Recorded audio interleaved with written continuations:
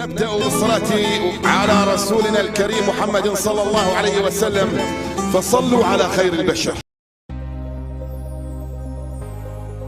أخفوه عن العالم وأطلقوه ليغزو المونديال، حيلة منحت برشلونة رسميا أفضل لاعب صاعد في العالم.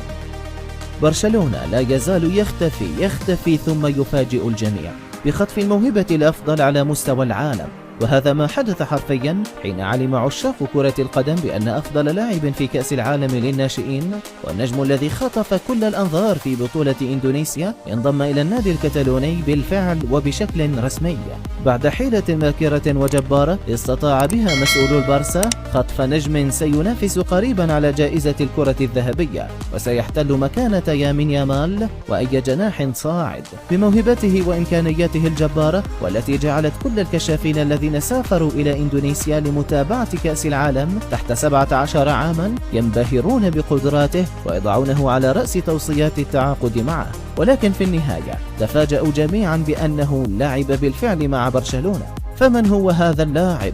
وما هي جنسيته المفاجئة؟ النجم الذي نتحدث عنه يدعى إبراهيم ديارا، ومن اسمه عرفتم أنه يلعب في منتخب إفريقي. لا تقلقوا، فهو ليس مجنسا لفرنسا التي خسرت اللقب لحساب ألمانيا في المباراة النهائية، بل هو لاعب إفريقي يلعب للمنتخب الذي كان الحصان الأسود للبطولة مالي، بل هو قائد كتيبة النسور للناشئين التي أبهرت العالم بحصد الميدالية البرونزية. ديارا سجل 5 أهداف كثاني هدافي البطولة وصنع 4 تمريرات حاسمة، أي أنه كان كل شيء لهجوم منتخب مالي، واللاعب صاحب الأداء الأفضل في كأس العالم لكي تتهافت عليه الأندية الكبرى.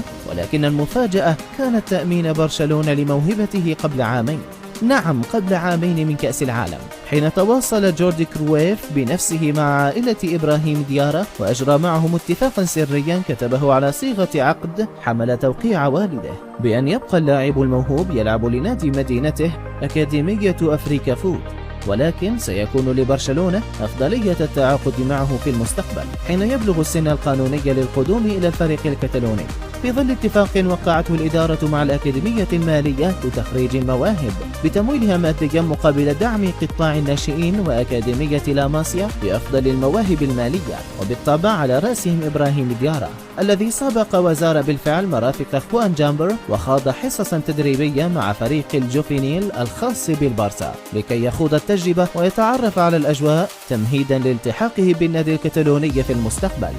جناح كامل الأوصاف.